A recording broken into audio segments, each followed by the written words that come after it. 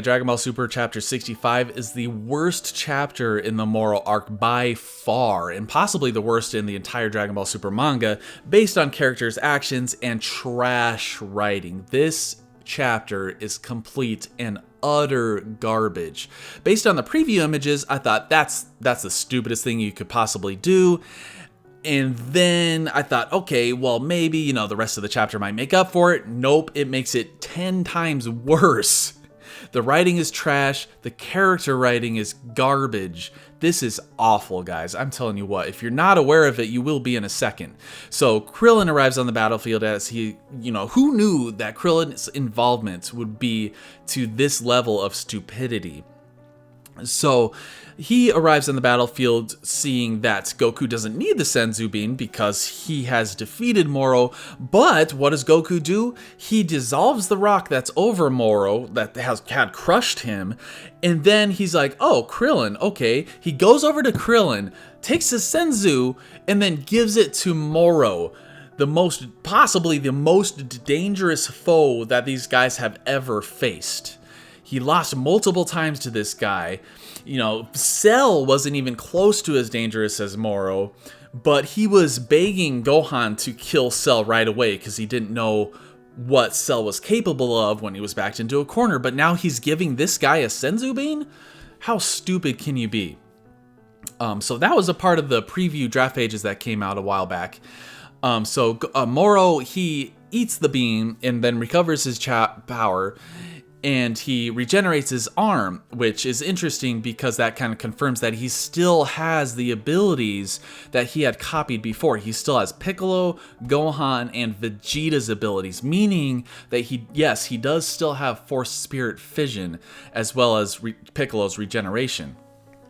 And what's really stupid here is that he acknowledges that the Senzu Bean works better than Piccolo's regeneration. And I'm like, what? That's nothing. The Senzu is not remotely like Piccolo's regeneration. Piccolo can regenerate limbs, but it takes up energy. So a Senzu replenishes your energy. They're nothing alike. So it's important to note that Goku gave Moro Senzu in the first place because Moro promised to go back to Galactic Prison. So Goku's like, okay, I believe you. Like, what is this, Raditz all over again? So obviously Moro attacks, but here's what's a little bit different about it, is that Goku actually lets Moro hit him. So this is pretty cool here, is that Moro hits him so hard that he breaks his own fucking fist on his chest. And I just thought that was hilarious and pretty badass, honestly. So as this happens, Whis actually notes that Goku has a sharpened Ultra Instinct, which is weird to me because this whole chapter, Goku's just standing there doing jack all. So I feel like you would need to be moving and dodging and fighting to get further and deeper into Ultra Instinct. But apparently not. You can just stand there and it'll just naturally happen on its own. So alright guys, if you think things have been pretty stupid so far, you ain't seen nothing yet.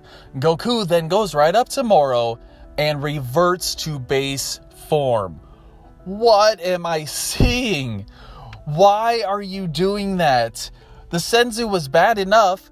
Now you're giving him a whole nother chance by instantly being multiple thousands of times weaker? Sure, Moro has a broken arm, but he still has full power thanks to your fucking Senzu. And now you're gonna just give him an opportunity to attack? Further, Moro doesn't attack here. Moro could just snap his fucking fingers right now and Goku would be vaporized. This is insanely ridiculous. So during this little chit-chat session in which Moro does not kill Goku, Goku tries to persuade Moro again to be a good little boy and go back to prison. This is because Goku thinks that if Moro were a good guy and properly trained, it would be fun to fight him. Because, what says good character development like our main protagonist trying his ass off more than trying to save the universe to get a villain to go to prison instead of just killing him? What's the point in getting him to go to prison? If he goes to prison, you're not going to be able to fight him again. If you kill him, you're not going to be able to fight him again, and the universe is safe once and for all. Listen, it's fine that Goku gets excited and wants to fight strong guys. but going to this extreme level of idiocy to do so is stupid. Tell you what, Goku, mosey on to Universe 11 and fight fucking Jiren again. So during their whole little chit-chat, Jocko is pleading with Goku to end Moro, and I'm like, yes, finally do it. And Goku's like, oh, fine, I'll do it. So he transforms back into Ultra Instinct, which confirms, by the way, that he doesn't need, from here on out, some sort of triggering event to trigger his emotions and then calm his emotions, and then, boom, Ultra Instinct. He can just do it willy-nilly. So Moro sees his severed arm way out in the distance on some random piece of rock floating in the lava. Good thing it didn't land in the lava. So he decides to ask Goku about Maris. And he's like, that galactic patrolman, he was kind of weird, right? And Goku's like, oh, yeah, no, he's my friend. Let's chit-chat a little bit longer, and I'm just going to answer your question. So it's hard to decide whether or not this... Actually, it's not hard to decide at all. This is worse than the Senzu. Goku giving Moro a Senzu bean is more or less pointless. Goku answering Moro's question here, it does far more damage, because then it tells Moro that arm has way more value than he initially thought. So now he thinks, oh, I should get that arm because now I have an actual chance. Fucking idiot Goku. This is officially the moron arc. Everybody's stupid in this. Piccolo's stupid. Goku now is a complete idiot. Come on, man. Moro ends up, since Goku explained that Maris is the one who taught him to do Ultra Instinct, he gets his arm, reattaches it, and boom, he now has Maris's copy. Ergo, he now has Ultra Instinct. Isn't Goku such a great protagonist for allowing this to happen in the first place? Or should I say antagonist, because he's basically Moro's sidekick at this point. So they start fighting again, which is actually pretty cool. They clash their fists together in a giant explosion. Whis has to go and save Jocko and Krillin. And for some reason, they start going really fast around the Earth. I guess we just want to call back to the Majin Buu saga when Gotenks and Super Buu did that. But Moro has enough and kicks Goku down to the earth below, but Goku still has a calm mind, and this pisses Moro off. He's mad that Goku isn't afraid of him. So he goes to attack again, but this is where shit gets really weird, as if it wasn't stupid enough already. Moro's arm just starts getting super disfigured and gigantified, and then his torso gets all fucked up. This is like Merge Zamasu when half of his body was getting all like sludge-like and all messed up. So Whis figures, it's probably because his body can't handle the power of the angel. And I thought this was super weird, but I guess there is a limit to the copy ability. So you copy all the powers, but you don't copy the body?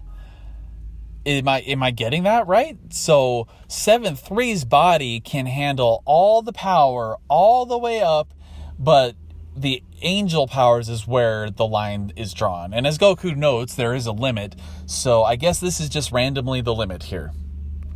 And he also notes that he is facing the same issues that Saganbo, his henchman, faced, but that's not exactly the case because we all know Saganbo got one giant power-up one after the other in quick succession because of Moro's magic. What Moro's problem is that he has a literal copy, but that copy is too much power, so he can copy the ability and have the copy, but then it's too much power for his body to use when he actually uses the copy. Like, oh my god, this is so convoluted. But definitely reminds me of Goku and Bergamo's fights before the Tournament of Power in the Dragon Ball Super anime, where Goku just kept giving him more and more power until Bergamo just lost. So here's something interesting that Goku says. He says, hey, Ultra Instinct isn't something you can just use. It's something that you get with training. I'm like, okay, except for you, Goku? Like, granted, you did train specifically for it for this instance, but not when you just randomly achieved it in the Tournament of Power. But you could say that that's kind of what Whis has been training them for while they were training and whatnot. So the battle continues even more during this, with Goku yet again having yet another chance to finish it. Just drags the fight on even more, with Whis even going to tell him to finish the fight. But because Dragon Ball Super cannot get enough of this fucking trope of the good guy standing over the bad guy, about to finish them off with one final blow, the defeated bad guy, Goku goes for a final blow until Moro literally becomes the Earth. You heard me. Moro is now fused with Earth. We now have Earth Moro 7-3. How ridiculous can you get? You know, I actually wrote in a hella over the top and ridiculous what if for this arc, and that I haven't released yet. And this takes that to a whole new level. Like, this is actually more ridiculous than my ridiculously wacky what if. I can't even believe what's happening.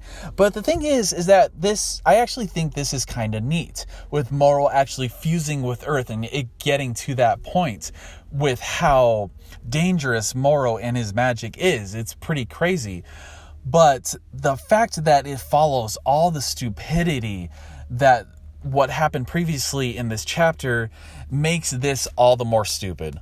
So now that Moro is one with Earth, if you destroy Moro, you also destroy the Earth. And also he notes, because, you know, Cell Saga, that if he destroys the Earth, all the energy will explode and destroy the entire galaxy. So there you have it. You have another similarity for the Cell Saga if you wanted any more.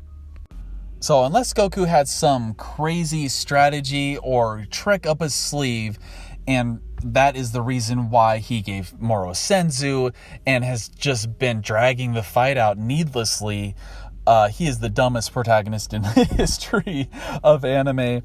But I will say that this is a very easy win for Vegeta and for Spirit Vision. All he has to do is lightly tap the Earth and boom, Moro is split from either 7-3 or the Earth. If Vegeta can choose who he splits, he should definitely split Moro and 7-3.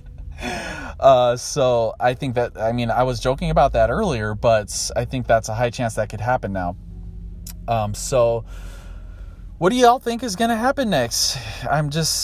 I'm flabbergasted at the massive downward spiral that this chapter took the entire arc. I can't believe the arc as a whole just led to this point and that decision. This chapter could have been pretty cool if Moro, you know, did all that of his own accord without Goku's idiocy and the help from his idiocy. You know what I'm saying? So, drop your thought waves down in the comments below. Thanks a lot for watching and take it easy.